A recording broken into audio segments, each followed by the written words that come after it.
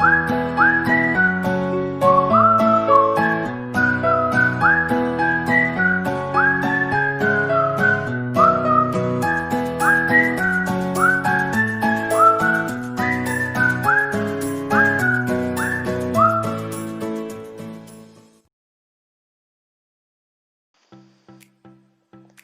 Friends, welcome to my channel Mona's food corner.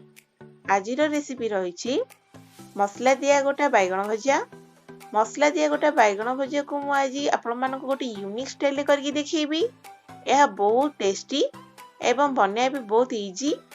आपण या अति सहज रे और कम समय रे घरे बनै परिबे। तेबे चलंतु स्टार्ट करिबा आजिर रेसिपी।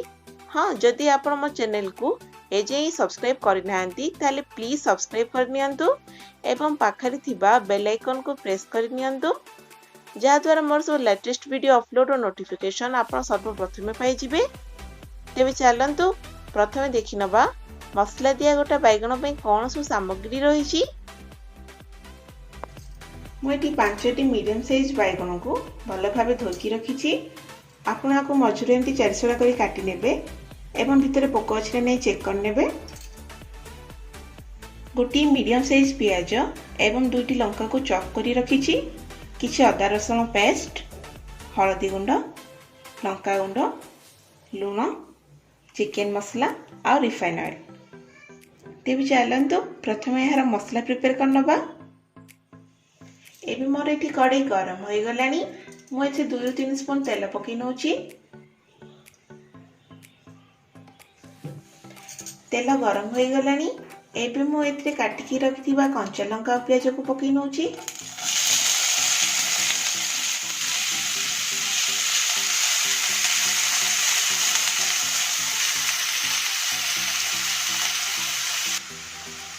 एठी हमर प्याज सिझिले जाई आको हम मीडियम फ्लेम रे 1-2 मिनिट भल भाबे भाजी नबा।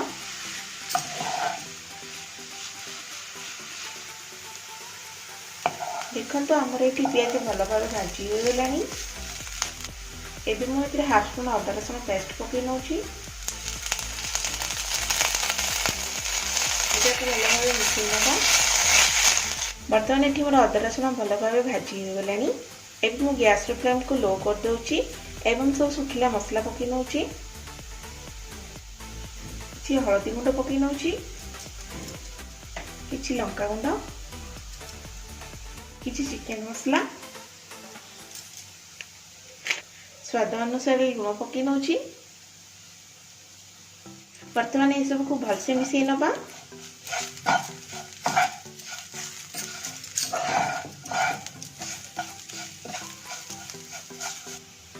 एबे मु एते स्लाइड पानी ऐड करछि।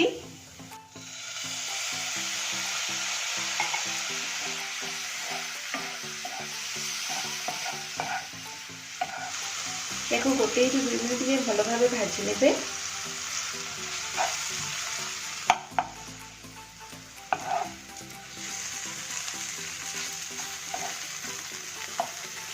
वर्तमान हमर मसला हो जाइछि। एबे मैं गैस रो फ्लेम को बंद कर नबा। वर्तमान हम काटी रखिथिबा बैगण रे मसला को भर्ती कर नउछि।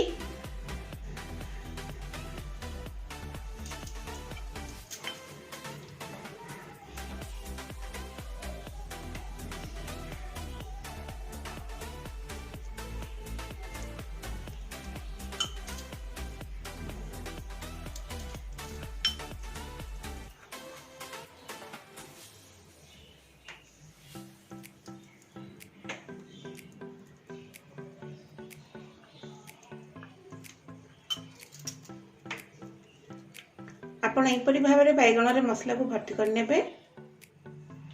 वर्तमान मु सब बैगण रे मसला भर्ती कर नेछि।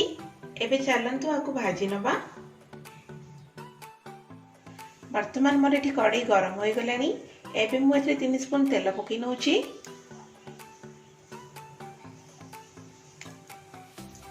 मोर तेल गरम होई गलानी। आको मु चारिडे एमती स्प्रेड कर नउछि। वर्तमान एथे बैगण को पकै नउछि।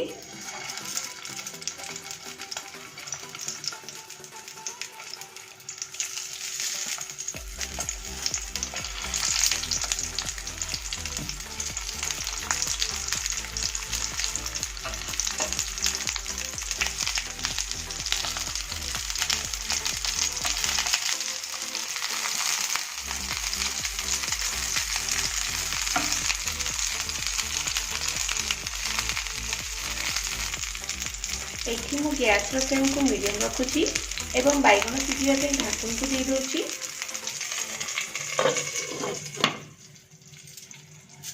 एबे हमें को चेक कर नबा।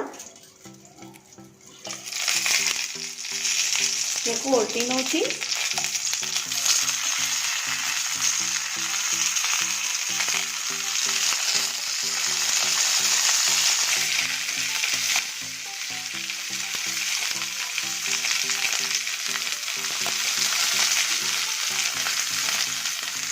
पुणी यार ढाकुणी दे दोची।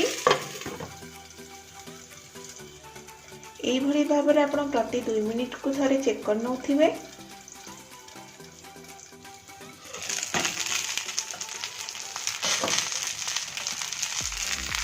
देखो मोर एठी बैगन भजी भाजी हो गलानी। मते एठी बैगन को भाजिया पे 15 मिनिट टाइम लागि गला।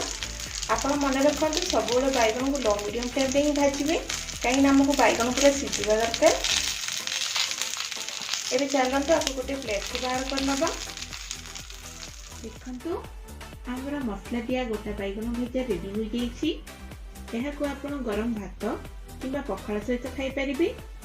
आपण याको घरे ट्राई करंतु एवं केमिति लागिला कमेंट करि जणाइबे। मु पुणी आसीबी आउ एक रेसिपी सहित। रहूछि। Thank you.